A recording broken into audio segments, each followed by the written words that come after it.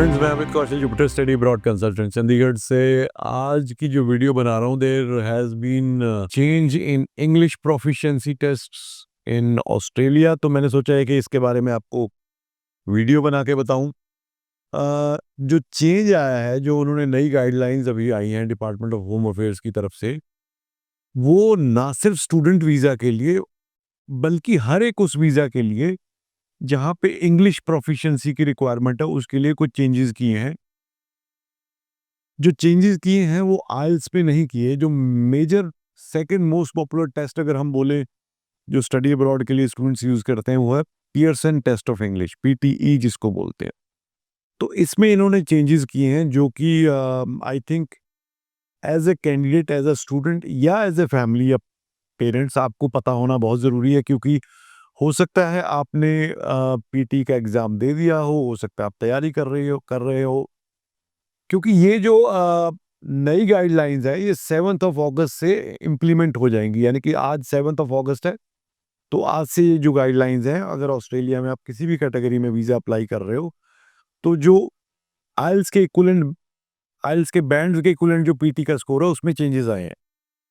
तो मैं सबसे पहले तो ये इम्पोर्टेंट है उन सभी स्टूडेंट्स के लिए जो कि 7 ईच आइल्स के इक्विवेलेंट पीटी का स्कोर, यानी कि पीटी करते हैं। तो हम पीटी का स्कोर कैलकुलेट करते हैं। Generally most of the universities में 65 ईच पीटी के स्कोर को हम इक्विवेलेंट टू 7 ईच ऑफ आइल्स करते थे। और अगर स्पेसिफिकली बात करूं मैं कर्टन यूनिवर्सिटी की, जहां पे 7 ईच को 76 पीटी से गिना जाता था, बट अब ये चीजें चेंज हो गई हैं। तो मैं अगर 7 बैंड्स ईच की बात करूं ऑस्ट्रेलिया में, तो पीटी में इन्होंने अलग अलग मॉड्यूल के लिए अलग अलग रखा है कि इतने आपको आपके पास होने चाहिए।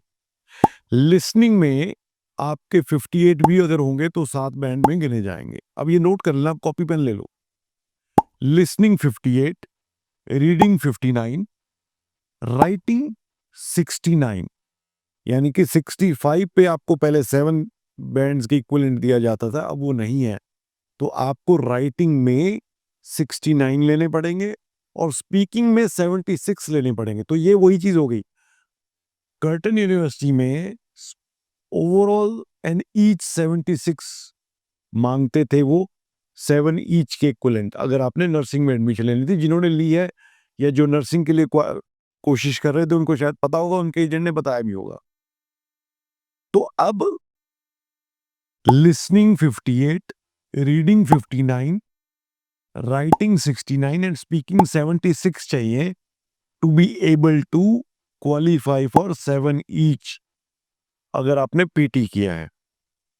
ये प्रोफिशिएंट इंग्लिश इसको बोला जाता है। तो अगर आपके, मान लो आपने +2 की है और आपने बैचलर्स में एडमिशन लेनी है जिसकी रिक्वायरमेंट 6 ईच है, आइल्स में वही रहेगी 6 ईच, बट पीटीई में ये इन्होंने चेंज कर दिया। अब ये भी लिख लो आप। पीटी में इन्होंने बोला है कि आपके लिसनिंग में 47 है, चल जाएंगे। रीडिंग में 48 है, चल जाएंगे। राइटिंग में 51 है, वो भी चल जाएंगे, बट स्पीकिंग में 54 होने चाहिए। पहले क्या था, 52 में 50 each was equivalent to 6 each, but अब इन्होंने वो ईच नहीं करा। इसमें अलग अलग मॉड्यूल को अलग अलग बेंचमार्क दिया है पीटी का। दोबारा रिपीट करता हूं कि अगर आपको 6 ईच चाहिए पीटी में, तो रिक्वायरमेंट एल पर मॉड्यूल होगी। रीडिंग में 48, लिसनिंग में 47, राइटिंग में 51 एंड स्पीकिंग में 54। इसी तरह से अगर 5 बैंड्स, खैर 5 बैंड्स बता देता हूं, पर 5 बैंड्स इस टाइम पे मुझे नहीं लगता कि कोई इंस्टीट्यूट, चाहे डिप्लोमा लीडिंग डिग्री के लिए भी जाओ आप, 5 बैंड एक्सेप्ट करती है। बट 5 बैंड के लिए इन्होंने बोला है कि लिसनिंग में 33, रीडिंग में 36, राइटिंग में 29 एंड स्पीकिंग में अगर 24 होंगे तो 5 बैंड। तो ये एक मेजर चेंज आया है। तो इसका जो लिंक है, तो आप भी देख लोगे, वो मैं लिंक लगा दूंगा डिस्क्रिप्शन में, उसको डिटेल में आप देखिए और आप उसको डाउनलोड करके अपने चार्ट भी अपने सामने रख सकते हो while you are taking your classes for PT. So I think it will help you. और इससे रिलेटेड अगर कोई आपके दिमाग में क्वेश्चन है, कोई क्वेरी है, तो आप दिए हुए नंबर्स पे कॉल करके मुझसे या हमारी टीम से बात कर सकते हैं। Thank you so much.